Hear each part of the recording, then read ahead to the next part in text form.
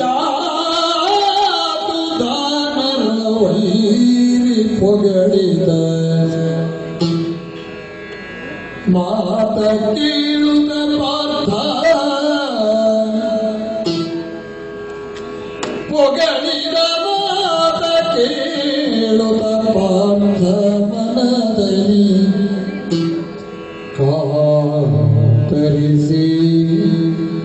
ಧನು ಬಿಡುವಿ ದುಗುಡದೊಳಿರಲು ಕಾತರಿಸಿ ಧನು ಬಿಡುವಿ ದುಗುಡದೊಳಿರಲು ಹರಿ ನುಡಿದ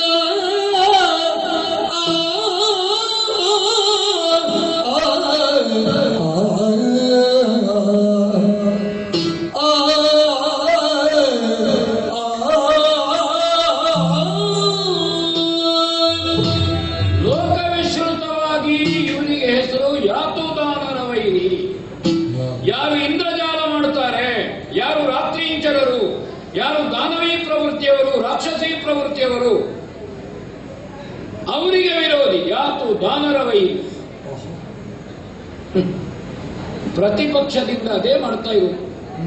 ಅವರ ಪ್ರವೃತ್ತಿ ಸಜ್ಜನರಿಗೆ ತೊಂದರೆ ಕೊಡುವಂತಹದ್ದು, ಧರ್ಮಾತ್ಮರಿಗೆ ತೊಂದರೆ ಕೊಡುವಂಥದ್ದು. ಅದಕ್ಕೆ ನಮ್ಮಣ್ಣ ಧರ್ಮರಾಯನ ನೇತೃತ್ವದಲ್ಲಿ, ನಾಯಕತ್ವದಲ್ಲಿ ಸಜ್ಜನಿಕೆ ಉಂಟು, ಧಾರ್ಮಿಕ ಪ್ರಜ್ಞೆ ಉಂಟು. ಅವನನ್ನು ಅನುಸರಿಸಿ ನಾವು ಸಾಗುವುದು. ಅಣ್ಣನು ಕೇಳಿದ್ದಾನೆ, ನೀನು ಕೃಷ್ಣ ಸಾರಥ್ಯವನ್ನು ಹೊಂದಿಕೊಂಡು ಬರಬೇಕು, ಪ್ರಾರ್ಥಿಸಿ. ಮತ್ತೆ ಬೇರೇನು, ಎಷ್ಟು ಶಕ್ತಿ ಎಷ್ಟೇ ಇರಲಿ, ಕೃಷ್ಣನ ಅನುಗ್ರಹ, ಕೃಷ್ಣನ ಸಹಾಯಕ್ಕಿಂತ ದೊಡ್ಡ ಶಕ್ತಿ ಇಲ್ಲ. ಕೃಷ್ಣ ಇಲ್ಲ, ಎಷ್ಟು ದೊಡ್ಡ ಶಕ್ತಿ ಇದ್ದರೆ ಏನು. ಹಾಗೆ ನಾವು ಹೊಂದಿದ್ರೆ ಕಳೆದ 16 ದಿವಸದಲ್ಲಿ ಇಲ್ಲದೇ ಇರುವಂತಹ ಉತ್ಸಾಹ. ಒಮ್ಮೆ ಭೀಷ್ಮರ ತಲೆ ಕಡಿಯುತ್ತೇನೆ ಅಂತ ಚಕ್ರ ಹಿಡ್ಕೊಂಡು ದೇವರು ಹಾರಿದ್ದು ಬಿಟ್ರೆ, ಮತ್ತೆ ಅಲ್ಲಲ್ಲಿ ದ್ರೋಣರು ಸತ್ತಾವಾಗ ನಾರಾಯಣಾಸ್ತ್ರ ಬಂತು, ಕುತ್ತಿಗೆ ಎತ್ತಿ ನಿಂತಹ ಭೀಮನ ಕುತ್ತಿಗೆ ಹಿಡಿದು ಅಮುಕಿದ್ದು, ಇತ್ಯಾದಿ ಅಲ್ಲಲ್ಲುಂಟು ಭಗವಂತನ ಲೀಲೆ. ಗೊತ್ತಿದ್ದವರಿಗೆ ಗೊತ್ತುಂಟು, ಗೊತ್ತಾಗದಿದ್ದವರಿಗೆ ಗೊತ್ತಾಗಲಿಲ್ಲ. ಆದರೆ ಭೀಷ್ಮ ದ್ರೋಣರ ಸೇನಾಧಿಪತ್ಯವು ಅವರ ಜೊತೆಗೆ ಯುದ್ಧವೋ ಆ ಘೋಷಣೆಗಳು ಬೇರೆ. ಕರ್ಣಾರ್ಜುನರು ಇರುವ ವಿರೋಧ ಅದು ಕುರುಕ್ಷೇತ್ರದ ಯುದ್ಧ ಆರಂಭ ಆದ್ಮೇಲೆ ಅಲ್ಲಲ್ಲ, ವೈರತ ಯುದ್ಧದಲ್ಲಿ ನಿಂತವಾಗ ಸಾಮೂಹಿಕ ಅಲ್ಲ, ಮೆಲುದನಿ ಅಲ್ಲ, ಮಾರ್ಧನಿ. ಪೂತು ಮಜರೆ ಕರ್ಣ ಜಗದ್ವಿಖ್ಯಾತನೇ. ಆಮೇಲೆ ಕಿವಿ ಕೊಡಲಿಲ್ಲ ಎಂತ ಮಾತಾಡ್ತಾರೆ. ಅವನಿಗೆ ಅಭಿನಂದನೆ ಮಾಡುವ ನಾನೇ ಯಾಕೆ ಕಿವಿ ಕೊಡೋದು? ಎಲ್ಲ ಅಭಿನಂದನಾ ಭಾಷಣಗಾರರು ಇಲ್ಲದಿದ್ದದನ್ನೇ ಹೇಳುದು. ತೊಡಗುವುದೇ ಇವರ ಬಗ್ಗೆ ನನಗೆ ಹೆಚ್ಚು ಗೊತ್ತಿಲ್ಲ, ಬೇರೆ ಯಾರಿಗೋ ಬಗ್ಗೆ ಗೊತ್ತಿದ್ದದನ್ನು ಹೇಳಿದ ಅಂತ. ಕೊನೆಗೆ ಕೇಳಿದ್ದು, ನೀನು ಮಹಾರಥೀಕರಣ. ನೀನು ಮಹಾರಥೀಕರಣ ಅಂದ್ರೆ ನಾನೆಂತ? ಕುರುಕ್ಷೇತ್ರದ ಯುದ್ಧ ಭೂಮಿಗೆ ಬರುವಾಗ ಪ್ರಾಮಾಣಿಕವಾಗಿ ಕೇಳಿದ್ದೇನೆ, ಗಾಂಡೀವಂ ಸಂಸತೆ ಹಸ್ತ. ಈಗ ಸಂಸತೆ ಹಸ್ತ ಅಲ್ಲ, ಯಾಕೆ ಅದನ್ನು ಎತ್ತಿ ಹಿಡಿದು ನಾವು ರಟ್ಟೆ ನೋವು ಮಾಡುವುದು? ಅದನ್ನು ಕೆಳಗೆ ಊರಿದ್ದೇನೆ. ಯುದ್ಧ ವಿರಾಮ ಅಲ್ಲ, ಅಲ್ಪ ವಿರಾಮ. ಇದು ನೀವೇ ತೋರ್ಬೇಡಿ ಇದೆಲ್ಲ. ಏನಿದು?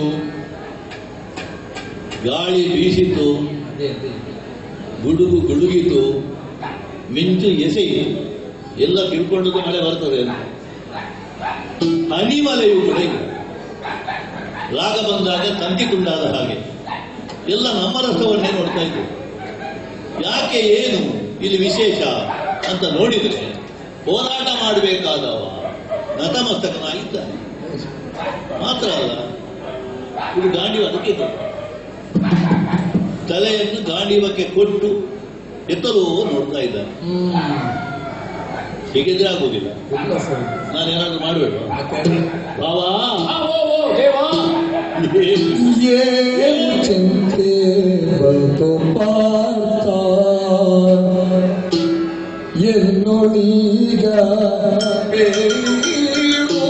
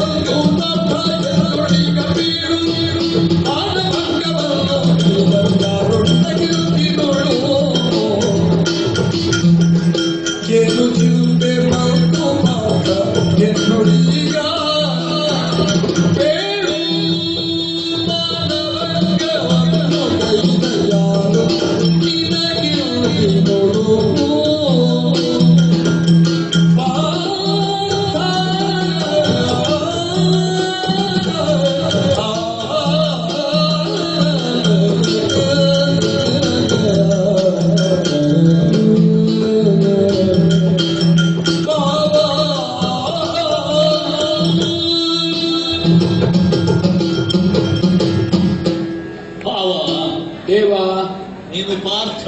ಹಾ ಲೋಕ ತಿಳಿದ ಹಾಗೆ ನಮ್ಮ ಅತ್ತೆ ಹೆತ್ತದ್ದು 3 ಮಕ್ಕಳನ್ನು. ಹೌದು. ಅವ್ರಿಗೆ ಯಾರಿಗೂ ಪಾರ್ಥ ಅಂತ ಹೆಸರಿಲ್ಲ. ಪೃಥಾಪುತ್ರನಾಗಿ ಹಾ ಪಾರ್ಥ ಅಂತ ನೀನೇ ಅನಿಸಿಕೊಂಡದ್ದು. ಯಾರೋ ನಿನ್ನಾಗೆ ಹಿರಿಯರು ಹೇಳಿದ್ರು, ನನ್ನನ್ನು ಹೆತ್ತ ಮೇಲೆ ತಾಯ್ತನ ಸಾರ್ಥಕವಾಯಿತು. ಹೌದು. ಹಾಗಾದ ಕಾರಣ ಸರತಿ ಮಾತ್ಸರ್ಯ ಇಲ್ಲದೆ ಹಾ. ಚಿಕ್ಕಮ್ಮ ಮಾತ್ರಿಗೆ ಮಂತ್ರೋಪದೇಶ ಮಾಡಿದ್ರು ಅಂತ. ಹೌದು. ಆದ್ರೆ ಅಷ್ಟಕ್ಕೆ ನೀನು ಪಾರ್ಥ ಆಗೋದಲ್ಲ. ಪಾರ್ಥಿವರಲ್ಲಿಯೂ ಕೂಡ ನೀನು ಪರಾಕ್ರಮಿ ಎನ್ನುವುದರಿಂದ ನೀನು ಪಾರ್ಥ. ಹಾ ಮತ್ತೆ ಪರಮಾರ್ಥ ಉಂಟದೆ. ಹಾ ಯಾವುದನ್ನು ಬೇಕಿದ್ರೂ ಕೂಡ ಕೂಲಂಕಷವಾಗಿ ತಿಳ್ಕೊಂಡು ಹಾ. ವ್ಯವಹರಿಸುವನಾದದ್ದರಿಂದ ಹಾ. ಅರ್ಥವತ್ತಾದ ಕೆಲಸ ಮಾಡುವ ಪಾರ್ಥ ಅಂತ. ವಿವೇಕವುಳ್ಳವ. ಹೌದು. ವಿವೇಕವನ್ನು ಮುಂದಿಟ್ಟು ಭಾವವನ್ನು ಇಟ್ಟಿಟ್ಟು. ಯಾಕಂದ್ರೆ ಕೃಪದ ಶಿಷ್ಯ ನೀನು, ದ್ರೋಣದ ಶಿಷ್ಯ, ಬೇಕಾದಷ್ಟು ಸಹ ಅಧ್ಯಯನ ಮಾಡಿದ್ದಿ, ತೋಳ್ಬಲವೂ ಉಂಟು. ಪಾರ್ಥ ಹೇವೋ ನನ್ನ ಉತ್ತರ ಅಲ್ವಾ? ಗುರುಗಳೇ ಕೊಟ್ಟಂತಹ ಪಾರಿತೋಷಕ. ಹೌದು. ನಿನ್ನ ಬಗ್ಗೆ ಒಂದು ಲೋಕ ಒಂದು ಮಾತು ಹೇಳ್ತದೆ. ಹಾ. ಅರ್ಜುನಸ್ಯ ಪ್ರತಿಜ್ಞಾದ್ವೈ ನ ದೈನ್ಯ ನ ಪಲಾಯ. ಯಾವತ್ತೂ ಕೂಡ ನಿನ್ನ ಬೆನ್ನು ನೋಡಿದವರಿಲ್ಲ. ಪರಮೇಶ್ವರ ಪ್ರಕರಣದಲ್ಲಿ ಆಗಿದೆ. ಪಾರ್ವತಿ ದೇವಿ ಹೇಳಿದ್ದಂತೆ, ಅರ್ಜುನನ ಬೆನ್ನು ಯಾರು ನೋಡಿಲ್ಲ, ಅದು ಈಶ್ವರ ದೇವರು ನಾನು ತೋರಿಸ್ತಾನೆ ಹೇಳಿದ್ರು. ಹೌದಲ್ವಾ? ದೈನ್ಯತೆ ಎನ್ನುವುದು ನಿನ್ನ ಹತ್ತಿರವೇ ಸುಳಿಯುವುದಿಲ್ಲ. ಹೌದು. ನಿನ್ನನ್ನು ಹೀಗೆ ಕಂಡದ್ದಿಲ್ಲ ನಾನು. ಯಾಕಂದ್ರೆ ನಿನಗೆ ಚಿಂತೆ ಬರುವುದಿಲ್ಲ, ಬಿಡು. ಬೇರೆ ಯಾರಿಗಾದ್ರೂ ಚಿಂತೆ ಬಂದ್ರೆ ಏನು ಅಂತ ಕೇಳುವವ ನೀನು.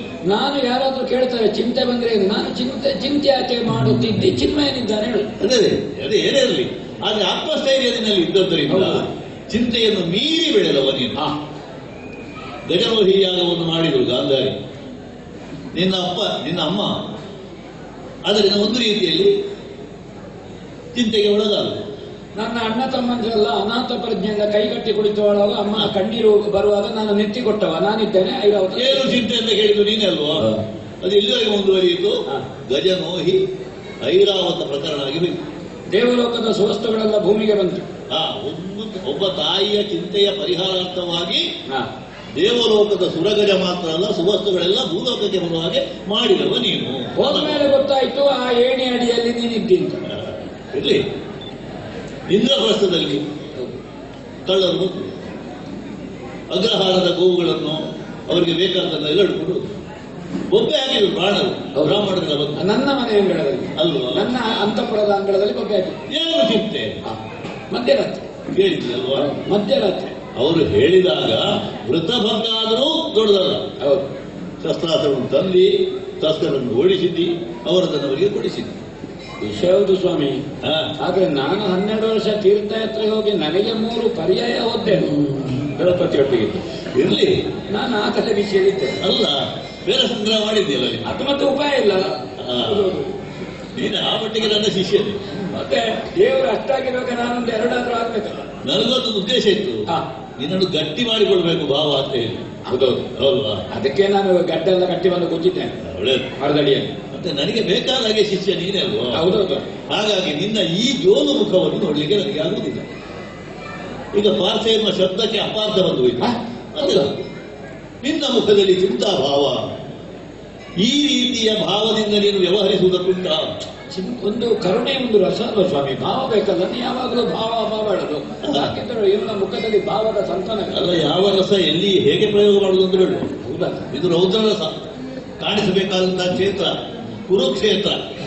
ಧರ್ಮದ ಬೀಜವನ್ನು ಬಿತ್ತಿ ಧರ್ಮದ ಬೆಳೆಯನ್ನು ತೆಗೆದಂತಹ ಕುರು ಮಹಾರಾಜ. ಹೌದೌದು. ಅವ ತಪಸ್ಸು ಮಾಡಿದಂತಹ ಪ್ರದೇಶ. ಇಲ್ಲಿ ನಿನ್ನಂತಹ ಯೋಧರು ಹೀಗೆಲ್ಲ ಇರ್ಲಿಕ್ಕಿಲ್ಲ. ಯಾಕೆ ಗೊತ್ತಾ? ಪ್ರತಿಪಕ್ಷದಲ್ಲಿ 11 ಲಕ್ಷ ಹೇಳಿ ಸೈನ್ಯ. ಆ ಸೈನ್ಯವನ್ನು ಆಳುವುದಕ್ಕೆ 3 ತಲೆ ಐತಿ. ಹೌದಾ? ಈಶ್ವರ ಹೋದ್ರು, ದ್ರೋಣರು ಹೋದ್ರು, ಈಗ ಇದ್ದರು. ಆದ್ರೆ ಇಲ್ಲಿ ಕಾದುವಂತಹ ಯೋಧ ಇದ್ರೆ ಅದು ನೀನು ಒಬ್ಬನೇ. ಸೇನಾಧಿಪತಿ ದೃಷ್ಟದ್ಯುಮ್ನ, ಪ್ರಧಾನ ಭಟಾರ್ಜುನ. ಪರ್ಯಾಯ ಇಲ್ಲ. ಹಾಗಾಗಿ ಅಲ್ವ ಲೋಕ ಹೇಳಿದ್ದು, ನಂಬಿದವರಿಗೆ ತನ್ನ ತೆತ್ತಿಹ ನೆಂಬ ಬಿರುದನ್ನು ಮೆರೆಸಿ ಭಕ್ತವತ್ಸಲ ಸಾರಥಿಯಾದ ಅರ್ಜುನಗೆ ನರೇ ಹರಿಸಾರಥಿಯಾದ. ಇಲ್ಲದೆ ಉಂಟು. ಪಾಂಡವರ ಮನೆಯಲ್ಲಿ ಕುದುರೆ ತೊಳೆದ್ರು ನನಗೆ ಅನಿಸುವುದಿಲ್ಲ. ಪುಂಡರಿಕಾಕ್ಷ ಹುಲ್ಲು ತಂದು ಹುರುಳಿ ಬೇಯಿಸಿ ಹಾಕಿದ್ದಾನೆ ಕುದುರೆಗೆ. ಅಂದ್ರೆ ಅದು ನಮ್ಮ ಭಾವಾಂತರಂಗ. ಅಲ್ಲಿ ಖಾಂಡವನ ದಹನ ಆದ ಮೇಲೆ ಅಗ್ನಿ ಕೇಳಿದಾಗ ನಿನ್ನ ಬಗ್ಗೆ ಅಪೂರ್ವವಾದಂತಹ ವಿಶ್ವಾಸ ನಾನೇನು ಹೇಳಿದ್ದು. ದೀರ್ಘವಾದಂತಹ ಸ್ನೇಹ ಮಾರ್ತನಲ್ಲಿ ಅದು ಬಿಟ್ಟರೆ ನನಗೆ ಬೇರೆ ಬೇಡ. ಇಂದ್ರ ಏನು ಬೇಕು ಬೇಕಲ್ಲ, ಇಂದ್ರನಿಗೂ ತಲೆ ಸರಿ ಇಲ್ಲ. ಹಾ. ನಿನ್ನ ಹತ್ರ ಕೇಳುದ ಏನು ಬೇಕು ಅಂತ. ಇಂದ್ರನಿಗೆ ಅಹಂಕಾರ ಬಂದದ್ದು. ಹೌದೌದು. ನೀ ಯಾರು ಅಂತಲೇ ಗೊತ್ತಿಲ್ಲ, ಹೌದಾ? ಹಾ. ನರಕಾಸುರ ಇಲ್ಲಿ ಹಿಂಸೆ ಕೊಡುವಾಗ ದ್ವಾರಕ್ಕೆ ಮನೆ ಅಂಗಳಕ್ಕೆ ಒಂದು ಕಣ್ಣೀರು ಹಾಕಿದ್ದಾನೆ. ಅಲ್ಲಿ ಕೇಳುದು ಕೃಷ್ಣನಿಗೆ ಎಂತ ಬೇಕು ಅಂತ. ನೋಡಿ, ಮೇಲೆ ಕೂತ ಮೇಲೆ ಬರುವ ಅಹಂಕಾರ. ಅಲ್ಲ ಇರ್ಲಿ, ಅಹಂಕಾರ ಏನಿದ್ರು ನೀನು ಕೂಡ- ಮಾತ್ರ ಅರ್ಜುನನ ಜೊತೆಗೆ. ಹಾ. ಹೌದೌದು. ಹೌದು. ಶಾಶ್ವತವಾಗಿ ಇಂದ್ರನಿಗೂ ಸಂತೋಷ ಆಯ್ತು, ಸಂಬಂಧ ಉಂಟಲ್ಲ. ಇನ್ನೊಬ್ಬರಿಗೆ ಸಂತೋಷ ಮಾಡ್ಲಿಕ್ಕೆ ನೀ ಎಂತದ್ದು ಮಾಡ್ತೀಯ? ಅಲ್ಲ ಇರ್ಲಿ, ಎದುರಿನವನನ್ನು ಒಟ್ಟಿಗಿದ್ದವನು. ಆದರೆ ನಿನ್ನ ಕುರಿತಾಗಿ ಅಷ್ಟು ವಿಶ್ವಾಸವನ್ನು ಹೊಂದಿದಂತಹ ನೀನು ಹಾ, ನನಗೂ ಒಂದು ಸುಳಿವು ಕೊಡದೆ ಹಾ, ಈ ರೀತಿಯಲ್ಲಿ ಚಿತ್ರದ ಗೊಂಬೆ ಹಾಗೆ ಹೀಗೆ ಕೂತುಕೊಂಡು ಬಿಟ್ರೆ ಹಾ. ನಾನು ಏನು ತಿಳ್ಕೊಳ್ಬೇಕು? ಹಾ, ಗಾಂಡೀವಾ ಹಾ, ಎನ್ನುವಂಥದ್ದು ಹಾ. ಹಿಡಿಲಿಕ್ಕೆ ಆಗುವುದಿಲ್ಲ, ಕೈಕಾಲು ನಡೆದುತ್ತದೆ ಅಂತ ಹೇಳಿದವ ನೀನು ಹೌದಾ? ಅಲ್ವಾ? ಹಾ, ಆಗ ನಿನ್ನನ್ನು ಹಾ. ಮತ್ತೆ ಯಥಾಸ್ಥಿತಿಗೆ ತರುವುದಕ್ಕೆ ಹೌದಾ? ಇಲ್ಲಿಯವರೆಗೆ ನಾನು ಪ್ರಯತ್ನ ಪಟ್ಟೆ. ಅಯ್ಯೋ, ನೀನು ಹೇಳಿದ್ದು ನನಗೆ ಕೇಳಿದ್ರು ಸರಿ, ಪ್ರಮಾಣ ಸಾಕಾಗದೆ ನೀನು ವಿಶ್ವರೂಪ ಆಗಿ. ಹಾ. ಹೌದಾ? ಅಲ್ವಾ? ನಾನದನ್ನು ಸ್ತುತಿ ಮಾಡಿ ಹಾ. ಹರಿಷೇ ವಚನಂತವ ನೀ ಹೇಳಿದಾಗ ಮಾಡ್ತೇನೆ. ಅವನಿಗೆ ಅಷ್ಟು ಆಗತ್ತೆ, ಅತಿ ಹೆಚ್ಚಿಸಿ ಪ್ರತಾಪು. ಹೌದೌದು. ನಾನು ಹೇಳಿದ್ದದ್ದು. ನೋವು ನಷ್ಟವಾಗಿ ಹೋಯಿತು. ಆದ್ರೆ ಪರಿಣಾಮ ಆಯಿತು ನೋಡು. ಕಡಿಮೆ. ನೀನು ಬಿಲ್ಲು ಎತ್ತಿದ್ದಿ, ಯುದ್ಧಕ್ಕೆ ಸನ್ನದ್ಧನಾದಿ. ಅದೇ ಒಂದುಂಟು, ಈ ಮೂರ್ಛೆ ರೋಗದವರಿಗೆ ಹಾ, ಆಗಾಗ ಇಲ್ಲಿ ಹೇಗೆ ಬರ್ತದೆ ಗೊತ್ತಿಲ್ಲ. ಹೌದೌದು. ಅದು ಹೇಳಿ ಬರುವುದಲ್ಲ. ಕೈಗೆ ಏನಾದ್ರೂ ಕೊಟ್ರೆ ಹಾ. ನಿಲ್ತದೆ, ಹೌದು. ಮತ್ತೆ ಎಲ್ಲಿ ಅದು ಮತ್ತೆ ಪ್ರಾಪ್ತಿ ಆಗ್ತದೆ ಹಾ, ಹೇಳುದಿಲ್ಲ. ಹೌದೌದು. ಹಾಗೆ ಆಯ್ತು. ಹಾಗೆ ಇನ್ನೊಬ್ಬನ ಕೈಯಲ್ಲಿದ್ದದನ್ನು ಅವನ ಬೆರಳಿಗೆ ಹಾಕಿದ್ರೆ ಆಯ್ತು. ಹೌದೌದು. ಹೌದಾ? ಅಲ್ಲ, ಅದು ಆಗ್ಬೋದು. ಹಾಕಿದವರು ಅವರಿಗೆ ಮೂರ್ಛೆ ಬರ್ತದೆ, ಮತ್ತೆ ಹೀಗೆ ಮಾಡಿ ನೇರ ಹೋಗ್ತಾರೆ. ಅದು ಮೂರ್ಛೆ ರೋಗ ಅಲ್ಲ ಅಲ್ಲ ಹಾಗೆ. ಹಾ. ಅದಿಲ್ವೇ ಕೈ ಕಾಲು ನಡುಗುದಿಲ್ಲ, ಮತ್ತೆ ಮತ್ತೆ ಉಂಟು ಅಂತ. ದೊಡ್ಡದಾಗ್ತದೆ. ಬಿಲ್ಲು ಸ್ವಲ್ಪ ಗಲ್ಲಕ್ಕೆ ಇಟ್ಟರೆ ಸ್ವಲ್ಪ ಆಯಾಸ ಪರಿಹಾರ ಕೊಡೋದಾಗ್ತದೆ ಅಂತ ಬಿಲ್ಲನ್ನು ಗಲ್ಲಕ್ಕೆ ಇಟ್ಟರು. ಯಾರೋ ಅಲ್ಲ ಹಾಗೆ ಇಡುವವನಲ್ಲ ನೀನು. ಮುದುಕ ಮರುಭೂಮಿಯಲ್ಲಿ ಹೋಗುವಾಗ ಕಬ್ಬಿನ ಕೋಲು ಹಿಡ್ಕೊಂಡಂತೆ. ಯಾರ ಕೇಳಿದ್ರು ಕಬ್ಬಿನ ಕೋಲು ಯಾಕೆ ಅಂತ. ಆಧಾರಕ್ಕೂ ಹೌದು, ಸ್ವಲ್ಪ ಹಸಿವೆ ಬಾಯಾರಿಕೆ ಆದ್ರೆ ಒಂದೊಂದೇ ಗಂಟು ತಿನ್ಲಿಕ್ಕೂ ಆಗ್ತದೆ. ಅಲ್ಲ ಅದು ಹೌದು. ಅದು ನಿನ್ನ ಬಗ್ಗೆ ಆಲೋಚನೆ ಮಾಡುವಾಗ ಎಂತ ಈ ಯೋಧರಲ್ಲಿ ಕೆಲವರಿಗೆ ತಲೆಯಲ್ಲಿ ನಡುಕ, ಕೆಲವರಿಗೆ ಎದೆಯಲ್ಲಿ ನಡುಕ, ರಾಮನಾಥವರಿಗೆ ಕಾಲಲ್ಲಿ ನಡುಕ. ಹೌದಂತೆ. ಯಾವುದು ಇಲ್ಲದೇ ಇದ್ದವ ಯಾರು ಅಂತ ಕೇಳಿದ್ರೆ ಮಾಡ್ತಾರೆ. ಒಂದು ಪ್ರಚಾರ ಉಂಟು ಅಲ್ವಾ? ಹೌದು. ಇಷ್ಟೆಲ್ಲ ಇರುವುದನ್ನು ನಾನು ಯಾಕೆ ನೆನಪು ಮಾಡ್ತೇನೆ ನಿನಗೆ? ಯಾಕೆ? ಅಂಥವರಿಗೆ ಚಿಂತೆ ಏನು?